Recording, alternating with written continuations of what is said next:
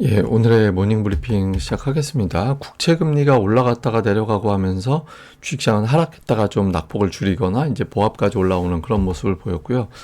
좀 이슈가 됐던 건 이제 신규 실업수당 청구 건수가 감소했는데 연속 청구는 증가했다. 이렇게 되면서 이제 고용시장에 대한 해석이 좀 분분한 그런 모습을 보인 게 특징이었고, 우리 증시는 이제 정치 이슈가 계속해서 환율, 증시에 영향을 주는 상황이잖아요. 외신에서도 우리나라 이제 정치 상황에 대해서는 좀 우려를 하는 그런 기사들이 계속 나오고 있습니다. 그렇지만 이제 시기적으로 이제 배당 기준일이 지나가면서 종목별 수급 변화가 약간 나올 수 있는 그런 시기거든요. 이런 부분들도 같이 또 집중을 해봐야 되는 그런 시점인 것 같습니다. 우선 미증시는 뭐 거의 제자리였습니다. 뭐 중성주 쪽만 올라간 게 좀 있고, 그 외에는 거의 다 뭐 거의 제자리나 다름없는 그런 모습을 보였는데, 초반에는 이제 하락 출발했다가 그나마 이제 낙폭을 줄이고 상승 전환했다가 거의 보합으로 끝나는 그런 모습이었거든요. 그러니까 주요 업종으로 봐도 뭐 올라갔다 하더라도 그렇게 급등한 업종은 별로 없잖아요. 그래서 또 뭐 종목들 뭐 하락한다 하더라도 또 그렇게 급락한 수준은 아니고, 그러니까 전반적으로 거래 대금 거래량이 줄어들고 기관 투자자들의 휴가를 떠난 시기라서 큰 변화는 없이 그 진행이 되는 이제 그런 모습을 보인 하루였던 것 같습니다. 근데 주 이슈들을 보면 금리가 이제 초반에 4.63% 후반 거의 4.64%까지 올라갔다가 금리가 후반에는 4.57% 정도까지 밀렸거든요. 그러니까 초반에 금리 올라간다라고 해서 시장이 빠졌다가 금리가 이제 하락하면서 주식시장도 좀 낙폭을 줄이는 만회하는 그런 모습을 보였고, 고용지표 오늘 지표 나온 건 뭐 이거밖에 없었으니까 신규 실업수당 청구가 21만 9천이 나왔는데 예상치보다 낮게 나왔다. 그런데 연속 청구는 예상했던 것보다 증가했다. 좀 투자들이 해석하기 좀 따로따로 고용시장은 좋은데 향후에 둔화될 가능성이 있구나, 이런 점을 또 주목하게 된 것 같고요. 그런데 전반적으로는 연말장이 좀 생각보단 차분할 수 있다. 예를 들어서 UBS에서는 산타랠리의 기대를 낮춰야 될 것 같다. 기관의 매매 비중이 줄고 개인 투자자들의 비중이 높아지기 때문에 뭐 강력하게 시장을 끌어올릴 정도의 돈은 없는 거 아니냐, 뭐 이런 식으로 해석을 한 데다, 올해 이제 메가세븐을 제외하면 S&P 500 지수가 13%밖에 안 올랐다. 그러니까 메가세븐 포함하면 28% 정도 올랐는데 제외하면은 반도 안 되는 거잖아요. 근데 오늘 메가세븐 종목들이 별로 올라간 게 없죠. 네, 그러다 보니까 시장에 큰 방향이 나오긴 어려운 그런 상황이었고, 또 일부에서는 좀 특이한 어떤 기사가 나왔는데, 야후에서 트럼프 공약이 제대로 실천되기 어려울 것 같다. 그러니까 이제 반대도 많고 실익도 크지 않다라는 거예요. 예를 들면 관세 부과를 하면 정부에서는 수익이 늘어난다.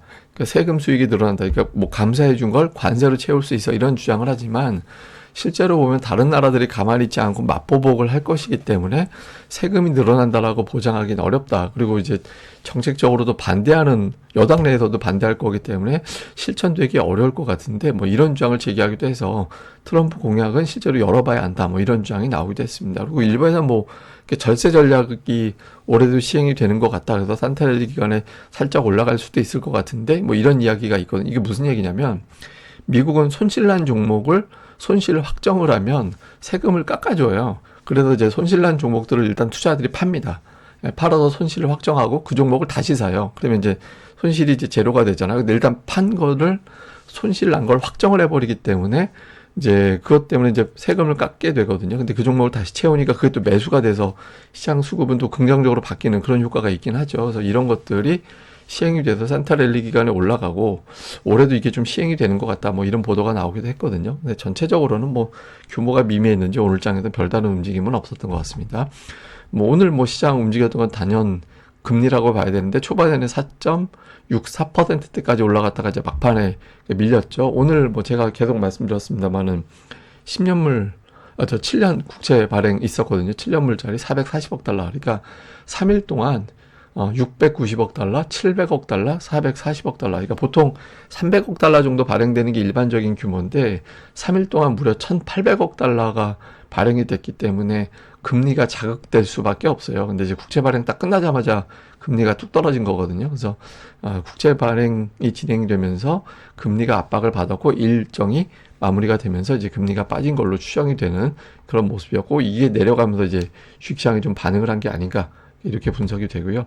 다음에 이제 지표 중에서는 신규 실업수당 청구 건수를 또 투자들이 주목을 했는데, 신규 청구는 줄어들었어요. 예상했던 것보다 덜 나왔는데 연속 청구는 늘어나고 있고 사주 평균도 올라가는 그런 모습이 나오고 있거든요. 그래서 이걸 이제 시장에서 해석을 하는 건 해고는 좀 줄고 있다. 그런데 문제는 일단 해고되고 나면 새로운 일자리를 구하는 데는 좀 어려움이 생긴 것 같다. 그래서 향후에 고용 지표가 좀 둔해지는 거 아닌가? 새롭게 일자리를 좀 쉽게 구해야 되는데 이전만 못하기 때문에 고용 지표가 이전보다는 좀 둔해질지도 모르겠다. 그러니까 이런 이제 판단을 한 것 같아요. 그래서 지표에 대한 해석은 좀 엇갈려요. 근데 뭐 지금 당장 뭐 고용 지표가 그렇게 나쁜 건 아니지만 이후에 나빠질 가능성도 있지 않을까? 뭐 이렇게 이제 시장에서는 일부에서는 또 해석을 한 것 같습니다.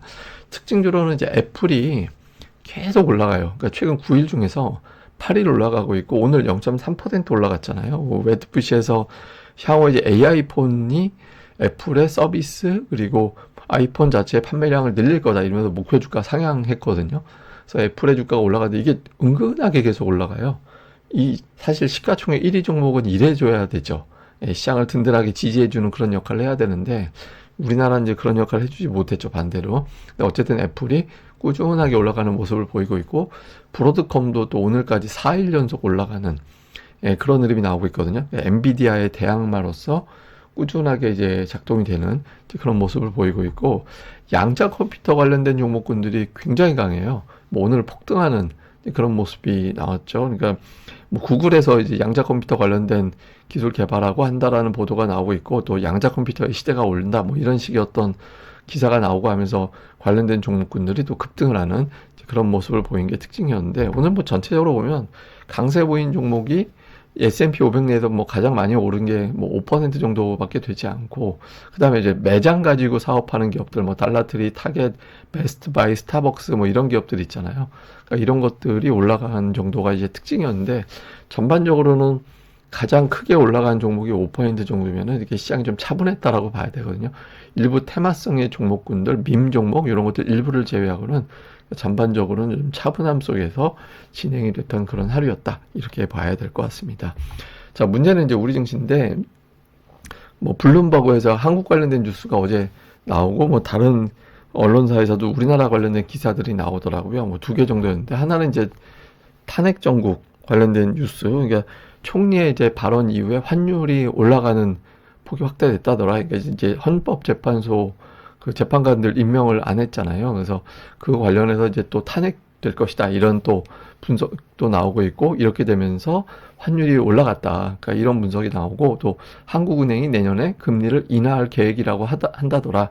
이런 얘기 나오고 있고 그리고 코로나 이후에 소비 심리가 최대 낙폭을 기록했다. 이게 이제 한국 상황에 대해서 좀 걱정하는 그런 분석 기사가 나오고 있어요. 그러니까 외국인 투자자들 입장에서는 이게 도대체 어떻게 돌아가는 거지? 이 나라는 그러니까 이런 우려를 좀 하고 있는 거죠. 그러니까 시장의 어떤 흐름 자체가 좀 안정적이긴 어려운 그런 뉴스들이 계속 나오고 있다라는 거고, 뭐 이마트 관련된 뉴스도 계속 나오더라고요. 뭐 여기저기서 뭐 알리바바하고 합작법인 설립하는 거잖아요. 그래서 뭐 이 내용 나온 건데 이건 뭐 특정 종목에 국한된 내용이니까.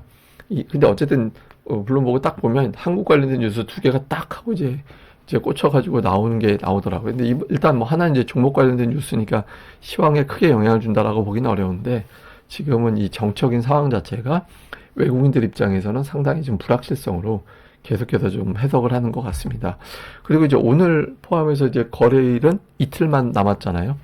이틀 동안에 어떤 거래를 최근 3년 동안 추세를 봤는데 코스닥은 2021년, 2023년 두 해는 올랐고 2022년은 빠졌습니다. 근데 코스피는 2021년, 2022년은 빠지고 2023년, 그러니까 작년에는 마지막 이 거래일을 올랐거든요. 근데 이게 마지막 거래일을 뭐 예를 들어서 배당락이 있고 또 이제 양도세 관련된 물량이 풀리고 나서 다시 올라가고 하여튼 이런 것들 등등이 있는데 근데 그런 특징보다는 직전 흐름이 그대로 이어지더라고요. 그러니까 2021년부터 쭉 보면 새롭게 추세가 만들어진다라기보다는 그 직전에 올라가는 추세였으면 그냥 올라가는 거고 빠지는 추세였으면 빠지고 이런 흐름으로 연결됐거든요. 그래서 마지막 이 거래일이라고 해서 특별하게 어떤 변화가 생긴다기보다는 기존의 흐름이 그대로 이어지는 경향을 보였다. 근데 우리 시장 뭐 기존의 흐름 자체가 이렇게 안정적이지는 않았죠. 그러니까 뭐 좀 그냥 치고받고 하는 정도? 뭐 그 정도 흐름이 나왔었기 때문에 시장의 흐름도 좀 불안정하게 움직이지 않을까 이렇게 보여지고요.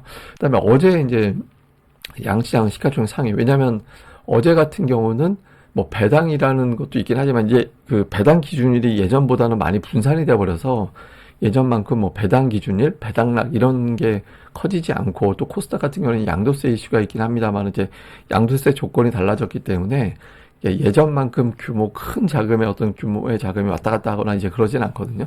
그렇지만 이제 오늘부터 결제일 기준으로 치면은 새 포트폴리오를 짜는 날이 되는 거잖아요. 그래서 어제 미리 움직인 종목들이 어떤 성격이 있었는지 좀 보는 것도 도움이 되는 것 같은데, 코스피는 시가총액 상위 중에서는 뭐 하이닉스 정도 움직였고, 자동차주, 그러니까 환율 관련해서 좀 움직인 게 있고, 조선주가 움직인 그런 모습이 나온 게 이제 전반적인 어떤 특징이었고요.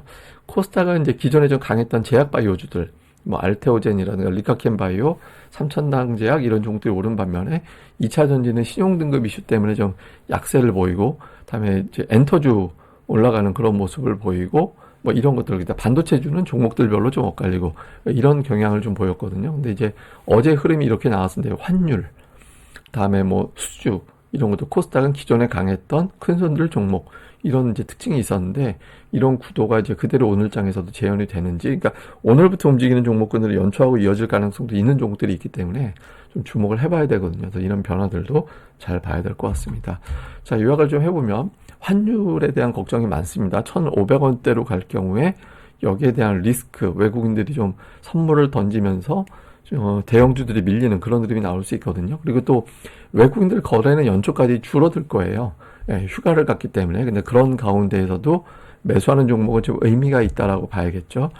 그 다음에 이제 특히 대형 업종별, 앞서 말씀드린 대로 코스피와 코스닥은 어제 이제 그런 특징을 보였는데, 이런 구도가 그대로 이어지는지를 좀 봐야 될 것 같고, 특히 이제 코스닥은 오늘부터는 종목들별로 변화가 생기는, 뚜렷한 재료 없이 움직이는 종목들이 여러 등장할 수 있거든요. 그래서 이런 변화들을 집중적으로 살펴봐야 될 것 같습니다. 근데 지금 걱정은 사실 환율이죠. 그러니까 2008년도 금융위기 이후에 처음으로 1,500원대까지 갈 가능성이 있잖아요. 지금 레고랜드 사태 때 이후에 고점이 이미 돌파가 돼 있는 상태고, 이게 지금 왜 중요하냐면, 환율이 올라간다라는 것은 어제도 제가 설명드렸습니다만, 외국인들 입장에서는 환차손이 생길 수 있기 때문에 주식 매수를 꺼리게 되는 그런 이유가 될 수 있거든요. 근데 반면에 이제 환율이 올라갈 때는 그게 피크가 되면서 반대로 빠지는 그런 흐름이 나오게 되면 외국인들 입장에서는 또 환차익의 기회가 되죠. 그러니까 예전에 이제 환율이 1,500원 넘어갔다 폭락하는 과정에서 증시가 이제 그때는 급반등을 할 때죠. 근데 국내 투자자들은 한 달에 뭐 10몇 %씩 지수가 올라갔는데, 외국인들 입장에서는 두 달 동안에 환율을 적용한 달러 차트로는 두 달 동안에 지수, 코스피 지수가 50%나 폭등을 하는 그런 상황이 연출이 됐었거든요. 그러니까 외국인들 입장에서 환율만 고점이다라는 확신이 되면 굉장한 기회가 되는 영역이에요. 근데 지금 이제 정치가 긴 상황 봐서는 단기에 해소되지는 않을 것 같긴 하죠. 근데 이제 어쨌든 외국인들이 환율의 국면을 어떻게 보냐. 이제 일시적으로 지금이 피크고 이 피크의 시점은 한두 주 정도에 불과하다. 이렇게 되면 이제 지금부터 외국인들이 좀 주식에 대해서 또는 선물을 따박따박 좀 매집하는 그런 과정이 나올 거고, 이거 쉽지 않다. 이렇게 되면 뭐 주식에 대해서는 방치하고 선물은 좀 매도 우위를 보이고 이런 흐름이 나올 가능성이 있거든요. 그래서 외국인 투자자들이 환율에 대해서 어떻게 지금 보고 있는지 이런 것들을 좀 보는 게, 시장이 이거 며칠만 좀 고생하면 되겠구나, 또는 몇 주 동안 이어지겠구나, 이런 어떤 게 가늠이 될 수 있으니까 외국인 투자자들의 시각 장중에 좀 살펴보고, 저도 이제 마감 방송이 내려올 때 내용을 또 정리해서 전달해 드리도록 하겠습니다.